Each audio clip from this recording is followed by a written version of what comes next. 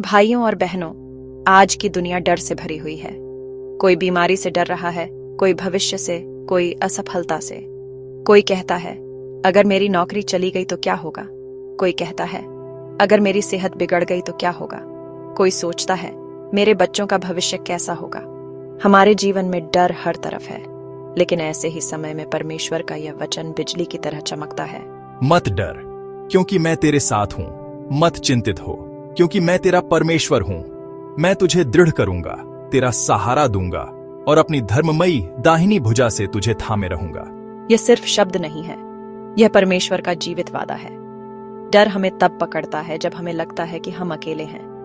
डर तब आता है जब हमें लगता है कि हालात हमारे बस से बाहर हैं। डर तब आता है जब हम अपने भविष्य को अंधकारमय देखते हैं। तू अकेला नहीं है, मैं तेरा परमेश्वर हूं। मैं तुझे दृढ़ करूंगा। मत डर, मैं हूं। मैं तेरा सहारा दूंगा।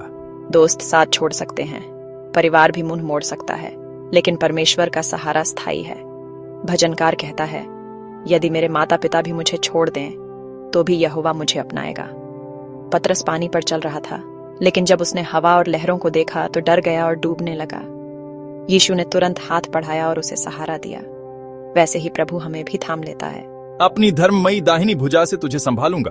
अगर परमेश्वर का हाथ आपके ऊपर है तो कोई ताकत आपको गिरा नहीं सकती।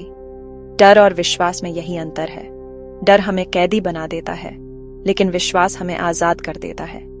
डर कहता है तू हार जाएगा। विश्वास कहता है परमेश्वर तेरे साथ है, तू जीत जाएगा। डर हमें कमजोर बनाता है, लेकिन विश्वास हमें मजबूत बनाता है। याद कीजिए दाऊद और गोलियत की कहानी। तू तलवार और भाले के साथ आता है, पर मैं सेनाओं के यहोवा के नाम से आता हूं। और उसी विश्वास से उसने विजय पाई। आज शायद आप बीमार हैं और डॉक्टर की रिपोर्ट आपके खिलाफ है। शायद आपके घर में कर्ज है और लोग ताना मार रहे हैं। मत डर, क्योंकि मैं तेरे साथ हूं। बीमारी बड़ी हो सकती है, लेकिन परमेश्वर उससे भी बड़ा है। समस्या गहरी हो सकती है, लेकिन परमेश्वर का प्रेम उससे भी गहरा है। रास्ता अंधकार में हो सकता है, लेकिन परमेश्वर की रोशनी उस अंधकार को मिटा सकती है। जैसे किसान अपनी फसल की रक्षा करता है, वैसे ही परमेश्वर अपनी संतान की रक्षा करता है।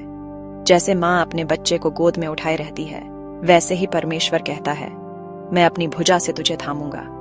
अब सवाल यह है, क्या हम अपने डर को पकड़कर बैठेंगे या परमेश्वर के वादे पर भरोसा करेंगे। आज का यह वचन हमसे कहता है डर को छोड़ो, विश्वास को पकड़ो और यह मानो कि परमेश्वर तुम्हारे साथ है। भाइयों और बहनों, आज यह वचन आपके लिए एक चिट्ठी है।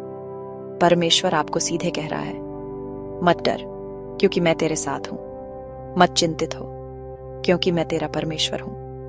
मैं तुझे दृढ़ करूंगा, मैं तेरा सहारा दूंगा, अपनी धर्ममयी दाहिनी भुजा से तुझे संभालूंगा। इसलिए आज से डर को त्याग दीजिए और विश्वास को थाम लीजिए। डर हमारी आत्मा को बांधता है, लेकिन विश्वास हमें आजाद करता है।